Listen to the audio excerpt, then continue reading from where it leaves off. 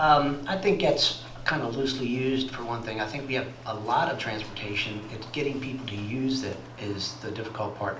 We do have a problem because we are so rural, but we have DCT, which offers rides to all sorts of individuals throughout the county, whether it's for medical, whether it's going to our pools in Wharton. We've offered, it's a lot of challenges. We've actually taken DCT and they've offered rides from Millington, from Rock Hall. People don't utilize the service. So that's one thing, but we got to get better at getting people to use the service. We have the Kent Family Center, which also does the same thing. We have Key Lime Taxi, which is there to help those on Medicare, Medicaid, those in need. It's a service that they provide for that. We were in conversation, we've been in conversation for the last year with Queen Anne's County Ride. We're always trying to stimulate it and make it better, but it's a process. It's very hard when you're in a rural area like this, but I think essentially we're doing it. We have other agencies out there, home ports, that provide transportation. We've actually said in the past year, to bring that number to us. If you get the numbers behind you, what you need for fuel, we're open to that. We already give out to multiple agencies to do these sort of things, and you just got to come and present at budget time. Kent County is as we all know, a very rural county with limited funds, which in all reality cannot fund public transportation, like, say, Baltimore City. I would continue to support the Delmarva Community Transit, which from the literature I reviewed about it, and I've talked to several people since then about it, they all think it's very accommodating and serves the needs of our community very well. In fact, today I was at the Soil Conservation Office and the bus was sitting there, which I assume had brought somebody, to the doctor. Another thing I think that can be done is, as a community, is to be more neighborly. I know growing up, my mother helped an elderly couple near us if they needed, as they aged and they couldn't drive, if they needed groceries, she would take them, or if they didn't want to go, she would, get what they needed. And it's the right and the godly thing to do to help someone if they need help. We need to go back to supporting each other, do unto others as you would have them do unto you. Government cannot, and it was never meant to be, a provider of every resource that we desire. I would support a task group to evaluate the situation and see if it would be economically feasible for a private business to provide these needs.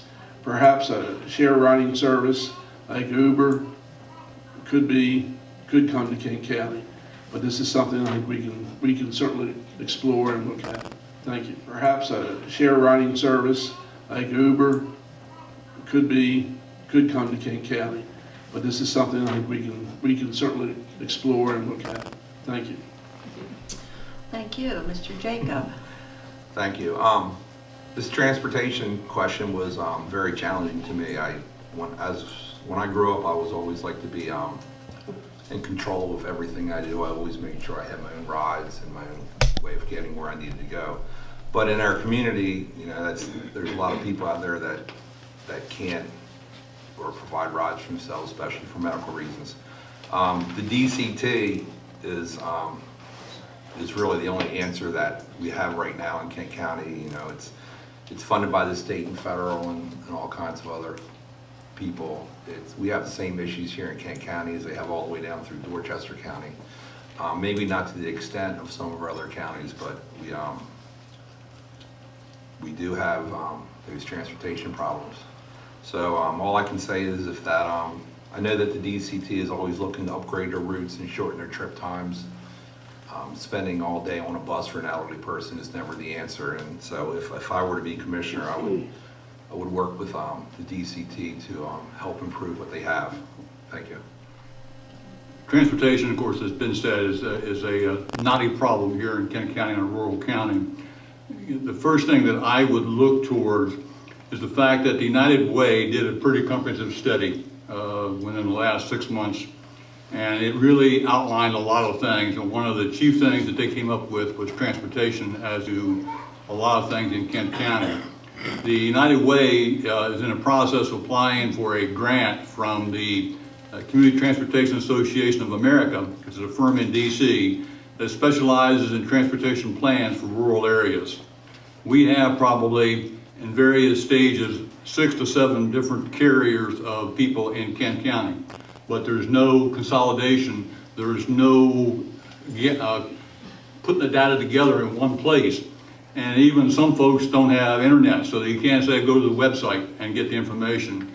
So there needs to be someone to become the conduit to pull this information together. And I think that's where one of the areas where the county can get involved as far as not duplicating, because I'm really against duplicating the services.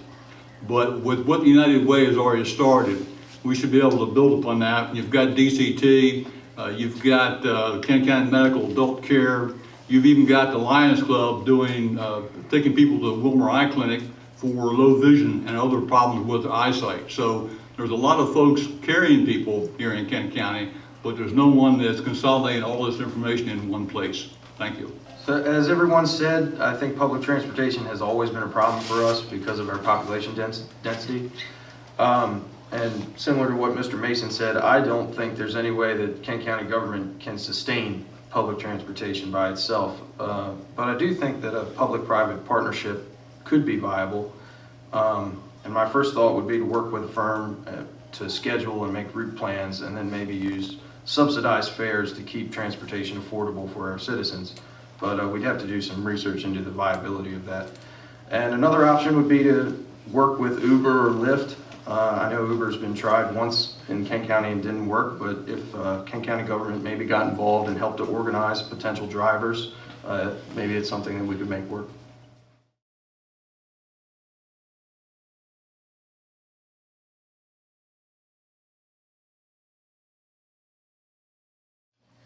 So I think it's very important that we continue to have a local hospital and that it returns to a full-service facility. That being said, in my opinion, University of Maryland Medical System isn't the right partner for Kent County. I think the next commission needs to start looking for a new buyer for the hospital, one that is committed to maintaining a full-service facility in the area. We also have very limited emergency services, and part of the problem there is the difficulty of budgeting the necessary resources to that department. Similar to the schools, we have trouble offering competitive salaries for personnel, but I think we're going to have to get creative if we want to expand emergency services. The Save Our Hospital group has already worked with people who have suggested new ways that EMS can charge insurance companies for the services they provide, and I think it's going to take ideas like that to acquire the resources we need to provide ideal emergency services, and that's something that the county commissioners should look into. Aaron hit it around the head when he said about we need to make sure that we keep that in-bed hospital here in Kent County. My son was born there. It's a hospital that's always been there for the public. And either through legislation or potentially another buyer to maintain that hospital, we need to do that. Beyond that, I'll tag on to what I just said about transportation. United Way has done a very comprehensive, very detailed study of a lot of different services that are now being offered in Kent County.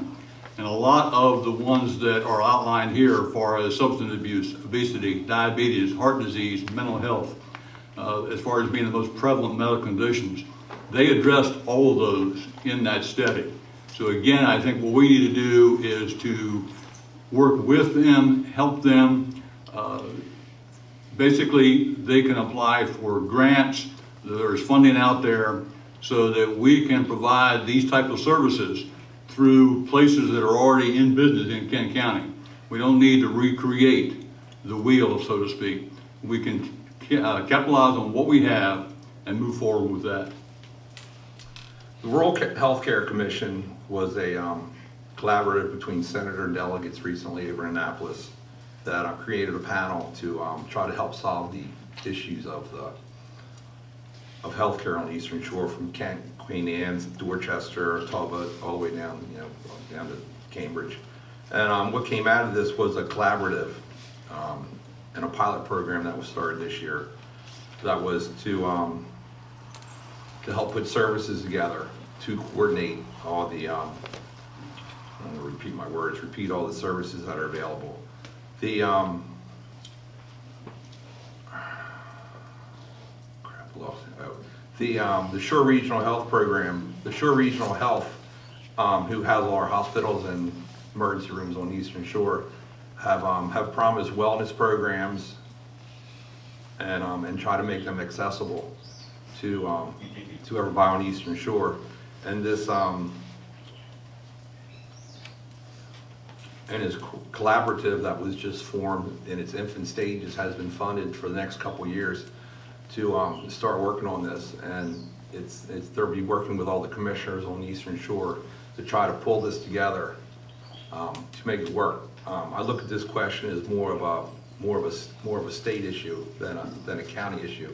But the counties will be working with the state to ensure that all our people in the community get what they needed as far as healthcare is concerned. Thanks. Like a couple of our other candidates, we need to do everything that we can to keep our hospital here. Do everything that we can to keep that hospital so that we're not having to drive to Annapolis or Christiana or somewhere else to get that services. Along with that, addiction and mental health issues are a great concern in King County. And with the recent high-profile suicides, there seems to be even more interest in this subject. I do believe we have some treatment facilities available, such as the Wilson Center, Crossroads, Kent Center, and others. But I do question if it is enough to what we need in this area. One place to start is to require education in all of our schools at a young age. You can't wait till they're sophomores or juniors, because a lot of times it's too late then, to educate them on substance abuse and the causes of obesity, diabetes, and heart disease. I think this is very important. It is also concerning to me that Maryland, and now King County, has a dispensary for marijuana, which study after study shows this drug is addictive, does damage to the brain, and can lead to other substance abuse. We should also support and partner with any professionals that address these concerns, such as, and I would continue to support our health department and various groups as the Kent Commission on Aging, King County Local Management Board, Social Services Board, Regional Mental Health Advisory Committee, King County Emergency Service Board, and the Mid-Shore Mental Health Systems. Thank you. Thank you. And finally, Mr. Short. I was lucky enough to actually sit with Senator Middleton in the 36th District, along with Margie Ellsberg, who was a phenomenal player in saving our hospital, along with Dr. Jerry Connor, Dr. Benjamin.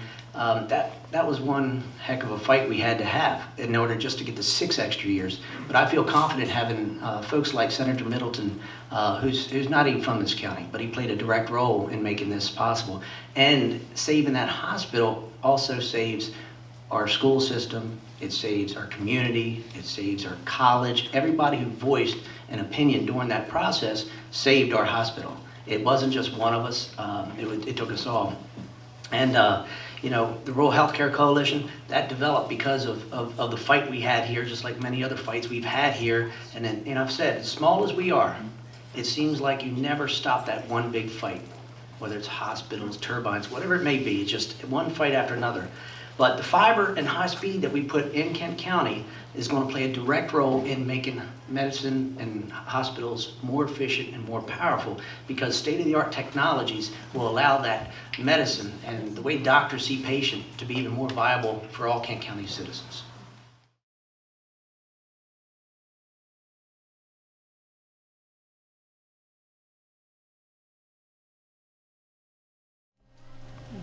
As a new commissioner, without having been a commissioner for at least the past 4 years, to go through all the budget and to see how things are actually done, I would probably say yes. You know, without going department for department and looking at how things are being run right now, that would probably be the shortest route seeing if there's any savings or anything can be done more efficiently.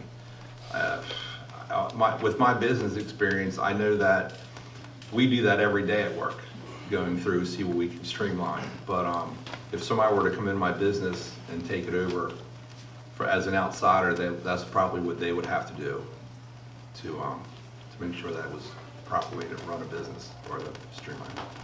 I hope that answered your question. I really would have no problem with that type of a study if we really can see that it's necessary and would have basically a proven benefit. Certainly, we know that sometimes people say government can't really run like a business, and I would take issue with that. Having been in business all my life, there's no reason why facets of government can't operate the same way that we do in the private sector. So that if this were a way to start the process of rethinking the way applications are done in the county system, then yes, let's do that. I completely agree with what Mr. Luff just said, and depending on the cost of the study, I'd be in favor of it. I'd like to say we've done an outstanding, we, as in all three commissioners sitting today, have done an outstanding job with the budget process. Duplication of a dump truck, sir, I'm sorry, you've been hearsayed, is wrong. When we purchase a new vehicle like that, unless we cannot retire a vehicle because we need it in service still, if you had read the budget or somebody had read the budget, we actually cut dump trucks out of the budget this year. We did not replace them to stay. So you can't always just flip numbers like that. But at the same time, when you talk about reducing debt by 52% in just 6 years, and again, it's a we. I'm not going to throw my colleagues under the bus on this. We've done a fabulous job. We've had $1.6 million to be able to put back into that revenue stream. And that paid for things such as the fiber build out. There's two distinctive differences between revenue and non-reoccurring cost. Non-reoccurring cost we can do with extra dollars that we have left over in our budget. When you start using recurring cost out of your fund balance, then you're going to go into a deficit mode and a spiral from that. At the same time, property taxes, that's your only revenue stream in the county government. Yes, we can bring more revenue in by exactly keeping Dixon Valve, KR Development here. If we had lost those jobs, 350 jobs, and they didn't build this, and they built in Smyrna, which is very close to their own property, then how devastating would that have been? So retention, duplication, I don't know if I would go through a study. I think we've done a fabulous job in Kent County doing what we do. Could we do a little better? Yes. Yeah, I think it's never wrong to have a third party look at what you're doing. At the same time, you want to make sure the third party knows what they're looking at. I could have somebody look at my farm business or finances, and when they got all done, I'd probably say, you're crazy. That isn't going to work what you're saying, because they're not aware of how it all works. Just like this dump truck. We'll buy a new tractor, and usually not a new tractor, another used tractor. Doesn't always mean we get rid of the old one. And I think that's the same thing we need to do in our county. There's nothing wrong, maybe this dump truck doesn't have any value to get rid of, but it might have value if the other one goes down. So the third party might say, yep, get rid of that I didn't say milk truck, dump truck. See where my mind runs. But I think we really have to look closely at those types of things. I'm always a little leery of those third parties looking at something unless they're real knowledgeable and know what they're looking at.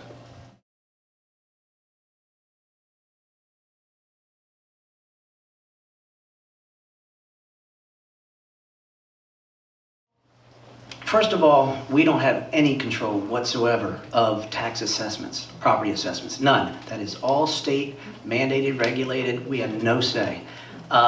With that being said, I've advocated for several people in the community over the years. The problem is it might have been assessed at 118, whatever your purchase price was, then the state's going to look at that and say that's your new purchase price. So if you bought it for 118, you're pretty much going to be assessed somewhere in that neighborhood. But it's not in our powers. As much as I advocate for citizens, because I had a gentleman out in Still Pond, he was paying $9,000 for a commercial piece of property with no water and sewer.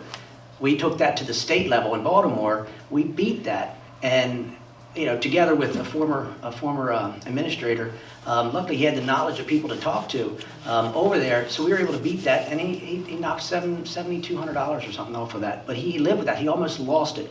But those are things we advocate for. Again, we have no say. That office over here in Kent County, that's not Kent County Commissioner's office. We pay for part of it, but it's not our office. The state have their mandates, and it's the state level that has to change. And I'll tell you right now, the reason why the state does not change is because the state loses the revenue. I'll agree with Bill. We don't have any control over what they assess a property at. And I own a lot of properties, and I get these things, and I'm, how in the world do they come up with this? And I'll send it in to them to appeal it, and you go in there, and it's still the same when you get done. I'll go into the appeals board. The only thing I would say is I think the appeals board could be more favorable to the citizens. It's kind of your waste of time to go in there because they always just, always leave it the way it is, because it seems to me they're too afraid to buck the system. And if they're afraid to buck the system, then maybe they shouldn't be on that board. I don't know what you do on these assessments. I've had assessments just like you have had that are ridiculous. In some cases, we've gotten them lowered. Some cases, you bite the bullet and pay the taxes and hope it'll be better later. Is that when we went through the triennial reassessment on our property, it was assessed roughly $100,000 more than the market value. We basically appealed to the local office. They were very nice. Took about 15 minutes to gather all my data up, and they said they would forward it on to Baltimore for a adjudication by them. About 3 weeks it came back. Of course, they denied it. So then my next course of action would then to take it to the layperson's board, and would be denied again. And then my last recourse would be to hire an attorney and try to fight it in tax court. At that point, I just said, I'm done. It's a 3-year triennial assessment. Hopefully, by the time it gets to the 3rd year, the market value will get close to what the assessed value is.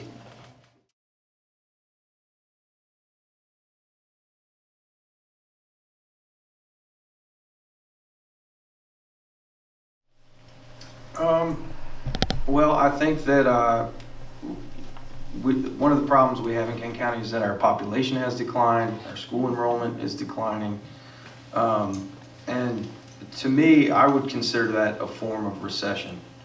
And the county has limited revenue, and but the schools are one of the most important parts of the budget. And my thought would be that with the current state of affairs, we should act as though we are in economic recession. And I think that I don't know about attracting young families, but I think that by increasing efficiency across the board in county government and having a collaborative spirit with the school system, we can make cuts and increase efficiency that allow us to fully fund the schools. Because I do think that the schools need to be fully funded.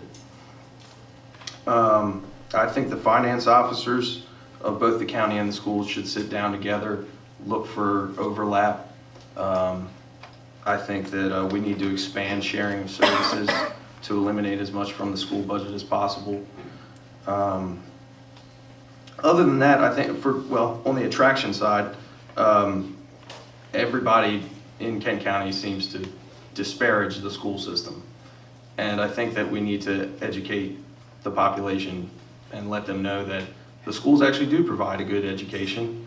And when they're out talking to potential residents, they need to be singing the school's praises rather than disparaging them. There's no question in my mind that the number one issue is education in Kent County.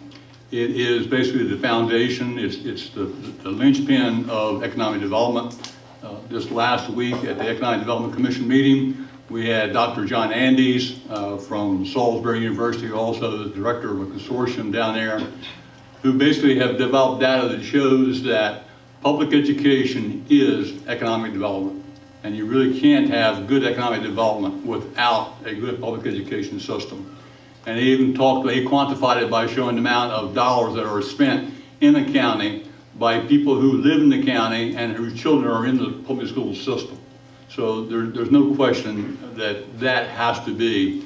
Anything that we do in economic development, as Aaron has said, the first question is, how are your schools? And if we can't say the schools are superior, they're the best, then we're going to have a problem competing with the other counties. That's why we have families leave now and move across the bridge into Queen Anne's County so that their children can go to Queen Anne's County schools because they believe they're superior. That's not true. Kent County is doing a fantastic job. They just awarded $5.8 million in scholarships last week at graduation. They have over 70% of the seniors going on to college. They were the number 49 high school in the state of Maryland out of 300. We need to cheer their praises. We need to be the cheerleader for them, and we need to make sure that they are funded to get the staff they need, because they need staff today that we didn't need when I was in school, but is needed today. Thank you. So, Aaron, Jim and I are, actually, I forgot to tell you, I was on the Economic Commission for the past 5 years when I was opening. And we all were sitting listening to The Economist last week. And what it comes down to is, what he was saying was the biggest bang for your buck is basically investing in the schools. Kent County is kind of the way it is by design. I mean, we have 19,000 people here. That's the way it's always been. I can remember 10 years ago when people ran for a county commissioner, they ran on, we're going to keep our county the same, we're not going to change. And 10 years ago, everybody voted for that. Well, we found out now, 10 years later, that, well, we actually do have to change a little bit if we're going to increase our county budget. You know, I go back to the simple formula that you pay your taxes where you live. And, you know, the biggest way to change that is to get people to live here. That's the fastest way to change the bottom line. And I always think that the schools are the fastest way to get that done.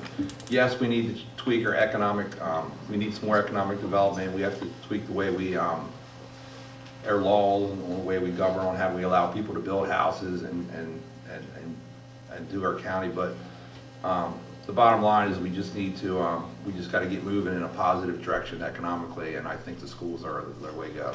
Thank you. You know, I'm all for schools. And I think if we don't support our schools, we're in trouble. I have 4 children that graduated from Kent County High School. All 4 of them have done very well. Like I've said before, my eldest son has his own business. He can short tents and events. The second boy is a CFO for a company in North Carolina, has an MBA from Notre Dame, and the other 2 both graduated from Cornell. And this was all with Kent County school education. So there's no doubt that I think our children are getting a good education here. That doesn't mean we don't have problems. I think one of the things we should do is, we always hear this, that our schools aren't up to par, that our kids aren't this and our kids aren't that. Somebody, and I don't know if somebody in the school system, should be profiling some of these children. Why not every other week in the Kent County News have a profile of some student that graduated from Kent County High School and what they're doing today. And this doesn't need to always be the children that just went to college. I know many people that have businesses that they didn't go to college, but they're very successful. They might be a plumber. There's nothing wrong with being a plumber. I just read the other day that there's a vast shortage of plumbers, and some of them are making $100,000. I mean, but we've got to support the schools. I do have and I'm not going to mention it now, because a way that I'm hoping that we can get some money that will be earmarked just for the schools. But it's something that I don't want to mention out in public right now, because it may be controversial. And I don't think we need anything more controversial when it comes to our schools right now. We have multiple problems when it comes to the way funding is done. The state requires funding to be done a certain way. They call it maintenance of effort. We have funded maintenance of effort regardless of what is out there about this. So we've hit maintenance of effort. We've also given above maintenance of effort. This year, we're giving maintenance of effort plus $300,000 to the school system. The problem is retention of students. We lost 18 students this year. That's $265,000 loss to the school system. The school system would like you to keep that $265,000 in their budget, but if we do that, the state says we can never, ever change that because of the way MOE works. I am a strong believer in the educational system, just like each gentleman said, but if we don't retain the kids in our schools, we have 350 kids going to out-of-school placement. Take 350 kids times 16,000. How much money would the school system have then? Now, I love the schools. I've supported the schools. I think they're a fabulous thing we have here. I sat through graduation a week ago, and the percentage, 85 kids were dual enrolled college, 2 years, 4 years. 8% were going to military, 7% were staying in the workforce. Like Tom said, look, I'm interior design. I didn't go to school for that. But plumbers, interior design, whatever we have out there, you know, these job opportunities, college, I'll probably get hammered for this one, isn't for every child. But I believe we are the fourth highest per pupil funded county in the state of Maryland. $16,000 goes to educating every one of our students. We have to do it better. I think we have to streamline even more. We closed 2 schools, kept $1 million in savings that the school system kept in their budget. $1 million in savings when we closed those 2 schools. That money stayed in their budget. That didn't come back to you, the citizens, or the county government. It stayed in their budget for them to operate on. I believe we're very fair. We do our due diligence to best do what Kent County citizens, all Kent County citizens want us to do.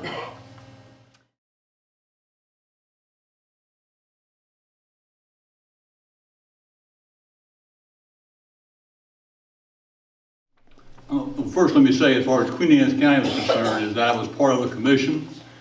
We were not involved in any of the engineering or any of those plans. And secondly, we were an advisory commission, just like the one here is in Kent. So Queen Anne's could choose to either agree with the recommendations from the commission or not. That was their choice, and they made the decision along those lines. As far as Kent County is concerned, there is a strategic plan that was approved in 2017 that the 3 of us were a part of and worked on for almost 2 years as a blueprint for Kent County going forward. So to answer your question, quite frankly, it's in the plan. We're looking for expansion of the existing businesses. That's the very first way to basically build your economy and build your accessible base, is to help businesses expand, like Lamont, like Dixon, like Shore Distributors, like Creophil out in Wharton is looking to expand. What we're doing is trying to assist them through grants, what's available out there in the way of grants or tax abatement, or those things that will help them expand, help them to hire new employees. New employees means new people coming into the county. And then the businesses themselves are going to increase our accessible base. So that's the vision of the Economic Development Commission. What it does with the comp plan is that it does nothing for agricultural land. It's basically built on around the existing towns where you have infrastructure in place. Thank you. I'd just like to add to what Jim said, that we have zoning in place in the growth areas around the towns and in the 301 corridor, where we can bring in plenty of development without affecting, you know, the agrarian nature of Kent County. And I think that as commissioners, it would be easy to maintain a certain aesthetic and a certain environmental standard for businesses coming in. And I think we would be diligent about how the industries that we bring in here fit with Kent County's environment. As I sat on the Economic Development Commission as well. So the plans that have been put in place are good plans. They're using the areas already been zoned. We've had to tweak some zoning, such as the 301 corridor. That is 9 years ago, in 2009, when I first ran, I guess 8 years ago, when I first ran, the 301 corridor was heart and artery of Kent County. We kind of started seeing what was going to happen with Middletown. We have to have some place in Kent County designated for growth. We have a small area around Chestertown. We have 301 corridor that we've made changes to. The 1 gig of fiber, it opens the door. When people say there's no economic development, I will flatly tell them they're wrong. It's a process. Rome wasn't built in a day. It's a process that's been put in place. It's moving forward. And as those revenues start to come, the Dixon Valve project, again, that could happen in Smyrna. They own 200 acres in Smyrna. Without the 1 gig of fiber, without going to Annapolis and asking the state for the retention dollars to keep them here for infrastructure, this project may not have happened in Kent County. As much as they love Kent County, there's a good chance that that wouldn't happen. Think about losing 350 jobs. Think about losing Dixon Valve as one of our largest employers. You don't think we have economic development here? I think you're blatantly wrong. I think we've done a fabulous job. That 1 gig of fiber that we've invested in, you wait to see what the outcome of that's going to be. dollar for dollar in Kent County, whether it's cottage industry, whether it's the Dixon expansion, again, that's going to grow up to an $88 million project over the course of 4 years. These are fabulous projects. Dixon Valve, Creophil, all these things were put in place over the last 6 years. They've been implemented. Projects are starting to happen. But again, it does not happen overnight. And anybody that thinks they can pull a rabbit out of the hat and make it happen overnight is wrong. I guess I'm the only one here that doesn't serve on this economic advisory committee. I don't know what that means, but so be it. I think it is very important that we've got to get more businesses in Kent County. We talk about houses, we talk about people, but houses, yes, that's viable, but they also demand services. Sewers, water, roads, and that's a cost. And they will come after we have the businesses. But I do think that we have kind of been lax. I think we're stepping it up some now, but when we look at our property taxes over the past, 10 years, I think they're about the same. And that's because we haven't had any, that's where you get your property taxes, is from a business. And that's what we've got to push for. But we don't want a middle town, and we don't need a middle town. The 301 in the Millington area, I mean, it's there. We just got to push it, and we need to advertise it. We've got to get out of the attitude that, and I'm sure you've all heard this, that Kent County, nobody's going to come to Kent County, not Kent County, it's Kent County, because we don't want to allow anything. Along with that, we can keep our agriculture. I mean, I'm a farmer. Let's face it, I don't want to see agriculture change, but we even sometimes fight agriculture. As long as it's corn and it's soybeans or wheat, that's fine. But don't think about building a cow barn or a chicken house or anything else that deals with an animal. And I think that's all economic development too. You know, I built a heifer barn and my property taxes go up $4,000. Now that's money that the county's now getting that they weren't getting before. Being on the Economic Commission, we sit there and we listen to a lot of people come in there and speak. And one of the things that we learned last year was that we have more people commute into the county than commute out for jobs. And that's pretty amazing considering it seems like when I lived up in Galena, everybody in Galena goes somewhere else to work. It seems like they're all going up north. But yet we still have more people commuting in the county. So when it comes to our budget woes, it still comes back to the same formula. We need people to live here to pay the taxes. Why do we have more people coming in here to work than actually live here, even though the northern end of the county is all going out of town? So my thought was to immediately try to add 1,000 families to this county in like the next 5 years. I think the Economic Commission, we used the word 5,000 people. And I just simplified it into families because it sounds more community oriented. But that would be what I would go for. Because that's changing the bottom line. I mean, just think what we could do for our schools if we added $2 to $3 million for our budget. We could throw $600,000, which is, think about what they're short, like nothing. So that was one of the main reasons I decided to run, because the Economic Commission, we could only just give our thoughts, but nobody had to actually listen to us because we didn't have any teeth in the game. So yeah, going fifth probably isn't as easy as I thought it was going to be. Anyway, thank you.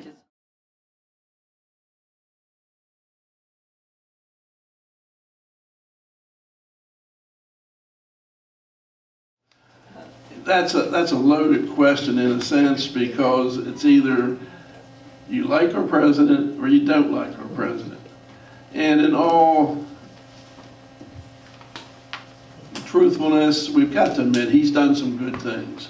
And he has done some stupid things. And I think we can all agree. I mean, we all can agree with that. I don't know what agenda he has that's necessarily going to help us. Right now, as a farmer, I see a lot of his agenda hurting us. When he cut off, put tariffs on Mexico for cheese, I'm like, oh no. Milk price is already the lowest it's been. What's going to happen now? Now, where that's all going to go, I don't know. At the same time, he's the only president that we've had that's ever been able to meet with a North Korean dictator. Where that's going to go, I don't know either. But at least I think that's good. You got to have dialogue. That's better than thinking we're going to shoot missiles at each other. But for Kent County, I don't know that his agenda is necessarily, I mean, I think tax cuts certainly ought to help us. Where that'll go, I'm not sure either, but I guess another thing we'll have to stop and look at. You know, when I decided to run, I looked at where I am on the left or the right, and I consider myself pretty much center, even though I'm Republican. And people have asked me in the past about what they think of our president. And I agree with Mr. Mason. He's done some really brilliant things, and he does some things that really make you leave your head scratching. I know that I'm in manufacturing, and he's just put tariffs on all the metal, a lot of the metal I buy from Europe. And I think 25% tariff actually causes the price to go up for me 18% for what I pay. But for the last 10 months, I've been busier than I've ever been. And, you know, paying the extra money for all these tariffs that he's going back and forth with are actually very good for manufacturing right now.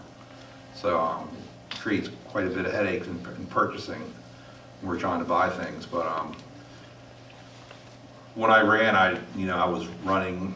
I stayed clear of everything. I stayed clear of federal politics, state politics, and I don't know what they have to do with local politics, but it is what it is, and I don't know how Donald Trump's policies are going to help me add a few thousand families to this county or not, but I'll just leave it at that. Thank you. Well, I think the jury is definitely out on that one, and probably will be for some time. I've always felt like that here in Kent County and on the Eastern Shore, that basically we have to look out for ourselves. It's been rare that we've had state assistance in a level that would really help. We're used to seeing transportation being cut by the governor, former governor. We used to get $7,000 to $8,000 a year for paving roads. We didn't get that anymore. A lot of tax increases. So what it makes you do is it makes you turn inward and really look at how do you sustain your way of life and your services in your county with your money. If we can do that, then quite frankly, we don't have to worry about what the state or the federal government does, with the exception of taxes on us. But we become the ones who are most responsible at that point. We determine our own destiny, and we don't have to rely on either state or state government. I've said several times that Kent County is not the national political stage and is not really reflective of the national political stage. So without a lot more thought on how national politics would affect our little corner of the world here, I don't really have anything to add. But I will make one correction just so the SPY gets it and everybody else gets it. We actually got cut by the state by $3 million, not $7,000 to pave and take care of our county road systems. It was $3 million. We get just over a couple $100,000 now because they're slowly bringing some money back. But you think about $3 million to a little over $200,000, that is a huge hit to the citizens, but yet we've still found a way within that $47 million budget to maintain our roads, to take care of the citizens through the whole county. These shots have been devastated. National politics, I found, I ran my first time on national politics. I got my ass handed to me. You can't do that. Local politics is here, ground level. I sit there and have conversations every week with Ms. Bear sitting out in the audience. That's what local politics is. Local politics is even if you don't always get along with the people sitting next to you, you figure out a way to do the best thing for the citizens of Kent County. So, you think about all the things we've lost in the last 10 years since the Great Recession. 50 employees in Kent County, just for our county government. But we maintained what you folks have needed. So it's local politics. To me, it doesn't play a role at all from national.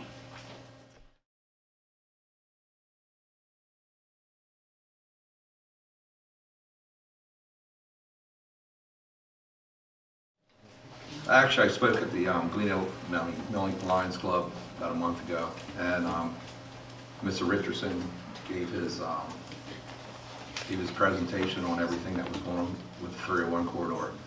And I believe the comp plan actually has signed by the commissioners is going to allow the opportunity for Millington to annex a property. And from what I took from being in Millington, being up there at the Lions Club, that most of Millington is for that. So if I were to make it as commissioner, why would I not fight to make it happen for what the people up there want? I mean, it's not like we're sitting here in Chestertown saying, yeah, we need to raise the population, we need to do this. Let's force a development up there. We wouldn't be doing that because Millington actually wants this. They're doing a lot of work on their own. They're making it happen, and I would fully support anything up on the 301 corridor that they want to do. Thanks. Thank you. The 301 corridor, Millington area has been basically in the plan for Kent County for a number of years, both the comp plan and the standpoint of zoning with the overlay district for creation of jobs. Millington does have a number of environmental hurdles to cross, but they're working toward that now with the potential of actually having their sewage go to Sudlersville.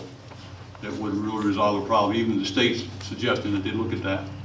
So as Bob said, they want development. They realize after losing their elementary school that one way to get the elementary school back is to get some families in Millington with young children.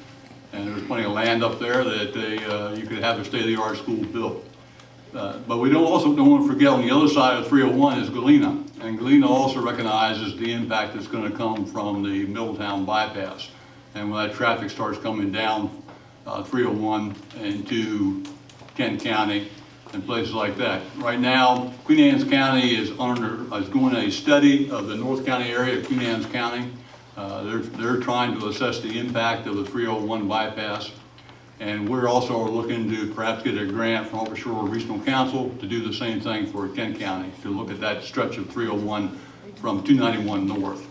It's a natural area. It's a good area for small commercial industry to occur on 301. Mr. Richardson, as Bob said, is a experienced developer in interchange development. He worked a lot up in New Jersey on the turnpikes on Line 95, so he's very well experienced with that and has a lot of great ideas. The 301 corridor is kind of like the main artery for Kent County for imports and exports. And so I think it's the perfect place for us to try and attract industry. And when I say industry, I mean business to business companies such as Dixon, or now that we have the fiber, server banks, things like that. We have the zoning in place, but we need the infrastructure. And so I think that the next commission should immediately look into running infrastructure in, and paying for that could mean getting grants or whatever. I'm sure you're familiar with Millington's sewer problems. So, but my first thought is to immediately look into putting in a package plant just for development on the 301 corridor. I am in support of, for 8 years, developing that 301 corridor. And again, since I took the seat, it's been a continuous process to get that to fruition. And that one development that has the potential to go there, if you only do $3,000 of property tax per home, they're looking at about 600 homes, plus other business entities within that model to help with the infrastructure of those homes. That developer is actually talking about paying for all the infrastructure that goes into that property. But you're looking at $1.8 million just from the revenue if we only use $3,000 with 600 homes going in there. So the potential growth, and again, we can't say no to it. We can make them do it right. Make them do it right, make them do it clean, make it do it efficient. But that $1.8 million, along with everything else we're doing, I don't think people understand what an $88 million project that KRM Development's building is going to do to the county. But that wouldn't, again, happen without enterprise zone and commerce zone. These things that were not in place, but in the last 6 years have been put in place to keep and attract businesses. And again, hold the businesses here that we have to keep and maintain. So economic development, 301 corridor, this is all gonna be, in 10 years, my thing's 10-year plan. It's a 10-year plan to make this happen. But at the same time, with those revenue streams, everybody's gonna live happier, including our education system. But we have to live within our means until we get there. Yeah, I think this is the area where development's got to occur. It's an area where the people want it so much in Kent County, they don't want development, and this is an area that they do, so why shouldn't we? And also, along with Mr. Richardson, I was at one of the commissioners' meetings where his attorney said, Mr. Richardson will pay for this infrastructure. Here's a man that said he'll pay for it. It's not going, from what I take that, he said, we'll go on record saying we'll pay for it. So this means we're not going to have to pay for it. So we ought to be on a fast track to try to see what they do want to do, what kind of businesses they want to bring, along with the businesses that will come homes. But that's where, personally, I think that's where it needs to be happening right now.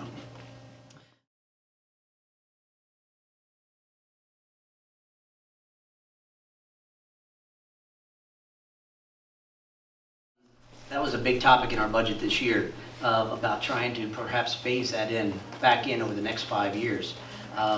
So as the economic development takes off over the next 10-year plan, to be able to re-implement those things for the town citizens. But I feel confident to say I'm not giving the money to the town. I'm going to give the money back to the citizens. So we will, if we do anything, we'll take 2 to 3 cents off or 5 cents off the citizens rate, and then you'll either maintain as town officials, or you'll start to have to increase the tax fund. Along with that, we already give multiple services to the town because we just feel over the last several years that it's appropriate to help them through the process, whether it's tree grinding, stump grinding. You know, when they take all their stuff into their landfills, the county picks up that tab, and it's tens of thousands of dollars. The fiber, running that fiber through Chestertown. We didn't ask Chestertown for any money to run that fiber through Chestertown. Matter of fact, we're going to hook up all the Chestertown facilities, whether it's fire company, whether it's town hall, at no charge. They will have free 1 gig fiber in all their facilities. So we try to do our best. Duplication of service when it comes to cops, town police, sheriff's department. I don't understand personally how a system for Chestertown grows to $1.7 million. We have 44 officers in Kent County. Between Rock Hall and Chestertown. I know times have changed, but when I was a kid, we had 3. And now we have 40 plus officers. And again, times have changed. I'm not asking things to go back. I don't want to be recorded as going back to old times here. But there's a lot of duplication of services. Our officers actually operate in Chestertown as well. Our 3 officers, I've seen officers every Friday night, Saturday night, they're operating in Chestertown. Kent County couldn't cooperate with Chestertown and perhaps help them some. At the same time, I think it's important that Chestertown tries to live within their means. Just looking at it from the outside, it seems like sometimes, and I'm just going by what I read in the paper, whether it's right or not, I don't know, but I think they spend some money that maybe is not well advised to spend. Some things from a business standpoint I would do different than what they've done. But that's just a personal observation. I'm going to start out with what Mr. Mason said, where I don't feel comfortable talking about it. It's very difficult to answer this question without knowing what the details are. As candidates, I don't feel like we have accessibility to that amount of details to be able to answer that question in a relative fashion. Thanks. Okay, Mr. Luff, do you want to respond? Sure. So off the top, as far as the offset's concerned, I think that definitely needs to be considered. It's my understanding that the offset was in place before the Great Recession, but because of financial difficulties, the county stopped that program during the recession and has not resumed it. So essentially, I'm sure that the other towns feel like there is an opportunity for them also. To me, it's kind of a form of double taxation. If you're going to live in town and have to pay full county tax as well as full town tax, it's almost like, well, why would you want to live in town? Why would you want to live out in the county? So yes, it needs to be given consideration. It's not unlike the town of Betterton is looking for help from the county from the standpoint of their bathroom facilities down there. The season's getting ready to start, and they don't have facilities, and that was cut out of Parks and Rec's budget. So, you know, we're still working with a very flat line of finances here in the county. We just need to resolve that and move it forward. I also don't have the confidence to commit to an answer one way or the other, but I do think that duplication of services always offers an opportunity to look for more efficiency in government. So it's definitely something that's important to look at.